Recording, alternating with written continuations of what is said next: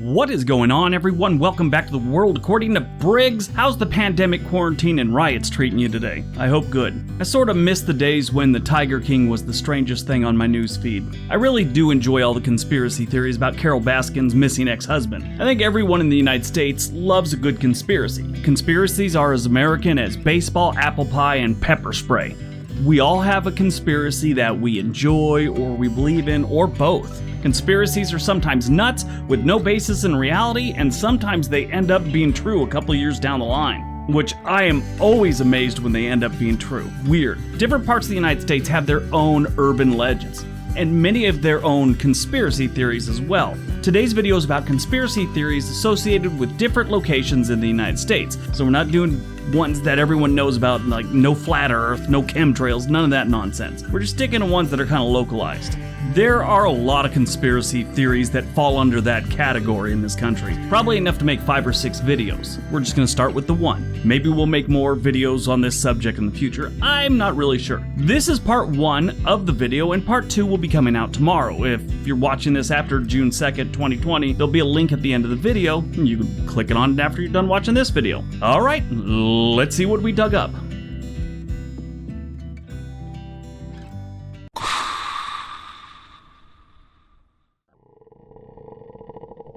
Number 10. Denver International Airport. Denver International Airport started picking up stories long before it opened. Besides the construction delays and automated baggage system that apparently launched people's luggage onto the floor, the Denver International Airport opened in 1995, 2 years late and $2 billion over budget. The conspiracies are aplenty, and there are many things that help spark these conspiracy theories. For starters, there's a 32-foot sculpture of a blue horse with glowing red eyes that fell on the sculptor and killed him. That one isn't a conspiracy, that really happened. The murals around the airport are troubling and would appear to most to have been done by someone who is going through some hard times with mind-altering mushrooms. One is of a Nazi officer in a gas mask stabbing a white dove with a scimitar and holding a rifle in the other hand. Another one is a penguin in a glass case right above a dead jaguar, and then of course there's the demon that's jumping out of the suitcase. These are all real murals at the Denver International Airport. These murals have helped a lot of the conspiracies gain traction. The $2 billion that they went over budget has led some to believe that there's an underground structure that is used as a bunker headquarters for the Illuminati, that Jay-Z and Beyonce have something to do with. Yeah, I'm not even kidding. They think for some reason Jay-Z and Beyonce have something to do with the Illuminati's bunker at the Denver International Airport. One guy claimed it was the only way those two got so rich, that they're part of the Illuminati. Makes sense. I mean, it couldn't possibly be that they're both immensely talented and smart business people. Yeah, it's got to be the Illuminati. Now, buckle up for the next one. It's kind of hard to follow. Others believe the buildings were built by neo-Nazis because markers and plaques around the airport say it is funded by the New World Airport Commission. But no information can be found about the organization anywhere. Some even say that the runways of the airport, like where the planes land, are laid out like a swastika when viewed from above. That one sort of does look like it. So I kind of get that one. I don't know if it was done purposely, but who knows? But if I was part of a secret racist organization, I don't think I would be hiding signs of said organization. I would keep it a secret, like it says in the title. Secret racist organization. You don't put out signs for everyone to see. So basically what it breaks down to, a lot of people think that there's a secret Illuminati bunker that holds a bunch of Jay-Z and Beyonce's information that's run by this Nazi New World Airport Commission, if I'm following it right.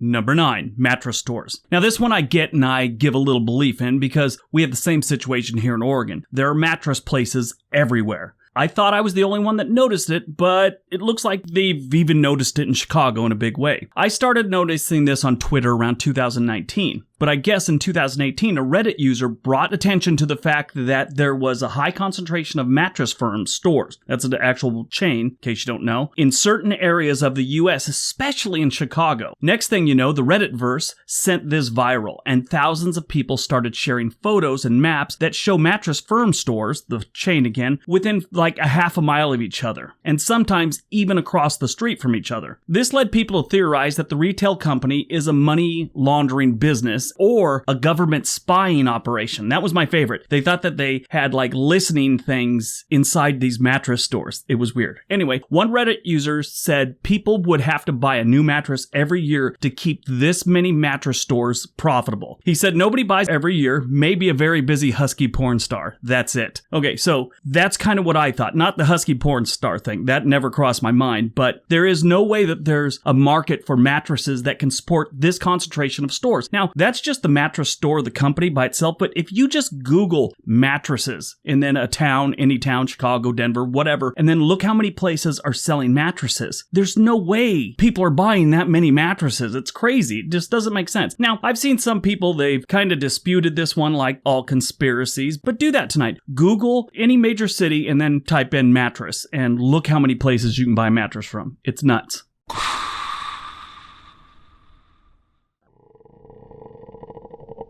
Number 8. The Lincoln Assassination, Washington, D.C. President Lincoln was assassinated by well-known stage actor John Wilkes Booth on April 14, 1865, while attending a play at Ford's Theater in Washington, D.C. Shot in the head as he watched the play, Lincoln died the following day at 7:22 a.m. in the Peterson House opposite the theater, as you probably already know. If you didn't know that, you know now. The night he was shot, the conspiracy train pulled out of the station. The first was that Vice President Andrew Johnson was in on the assassination so he could become the president. Members of Congress even tried to implicate Andrew Johnson in the assassination in the months following. They went as far as to call a special committee to investigate it in 1867. The committee couldn't find any links between Johnson and the killing, so they let it go. Or did they? Congress impeached Johnson that same year. The second was one that implicated the Secretary of War, Edwin Stanton. This theory is based on the fact that General Grant was to attend the play with the president, but at the last minute was unable to go. They say he would never have changed his plans to accompany the president to this theater without an order. They say Stanton must have been involved in Grant's decision because he's the only person other than Abraham Lincoln that could give Grant orders. So they think he ordered him not to go so he wouldn't be there when the president was assassinated. That one's a little weird and confusing, and there's a lot more that goes into it, but I just brushed over it, as does the next one. I'm going to brush over this one too because I don't feel like talking about it for a half hour. Anyway, the other theory is that the Roman Catholic Church had a reason to hate Abraham Lincoln, so they tried to have him whacked, or they did have him whacked is the theory. This is based on Lincoln's legal defense of a former priest against the Bishop of Chicago. Now, apparently this was a big deal, and the Catholic Church wasn't too keen on him helping this one out. This one also included the Pope making the decisions on it, so it's kind of weird. I just can't imagine the Pope with that big hat ordering an assassination on a U.S. president. It just seems a little too weird.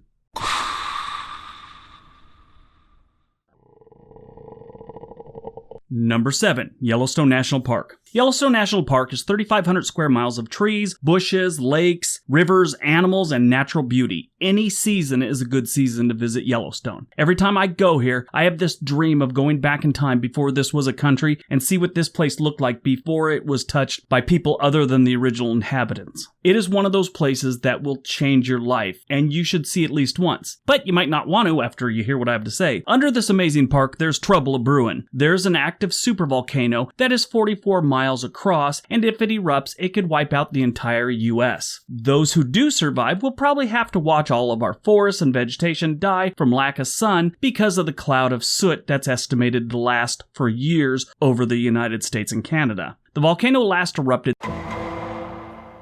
but there's some conspiracy theories that believe the next eruption could happen any day. Some believe that the US is drawing up a contingency plan because the government knows the eruption is imminent. Like any day now. The conspiracy theorist people also point out videos of animals running from Yellowstone, and Yogi and Boo Boo haven't been seen in years, which people think this is a sign of a coming eruption. Maybe they're just running because a bunch of dudes with tinfoil hats are pointing cameras at them. I think that's a more reasonable explanation.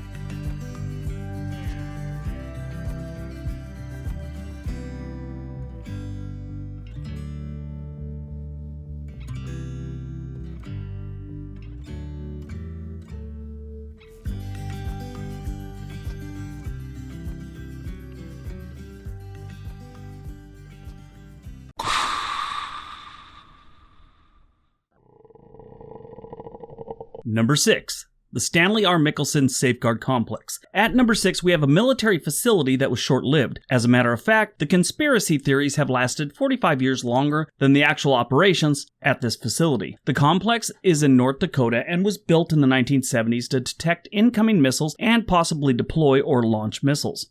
The deployment area of the complex covered the Minuteman missile launchers, the launchers of a strategic missile wing based out of Grand Forks Air Force Base in North Dakota. Under the terms of the 1972 Anti-Ballistic Missile Treaty, the U.S. was permitted to deploy a single ABM system protecting an area containing ICBM launchers. The total of 100 launchers and 100 missiles was the maximum permitted under the treaty. Mysteriously, the building was only open and in operation for 1 day before they shut it down. It opened October 1st, 1975, and was closed October 2nd, 1975, when Congress decided to end the program, leading many to construct conspiracy theories, and the stories just went from there, and some of them got kind of weird. The first one includes the Freemasons. One of their symbols for the Freemasons is a pyramid with an eye on it. This facility had a pyramid in the middle of it with a circle that sort of looked like an eye. So, of course, you assume the building is actually used by the Freemasons. I mean, it only makes sense. If it's a pyramid and it's got a circle on it, it's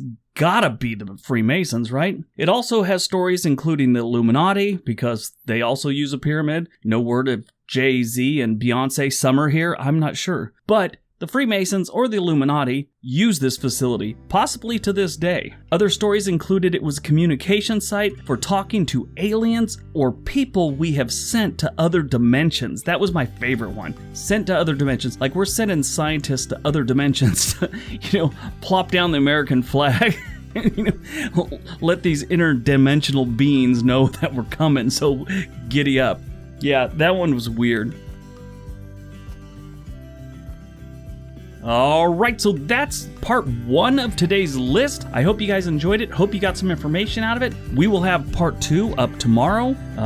If you see this after June 1st, then it's already up, and there'll be a link at the end of the video, right about here someplace. But don't forget all the links below. Give the video a big thumbs up if you enjoyed it. Subscribe if you like what we're doing here. Everybody have a great day.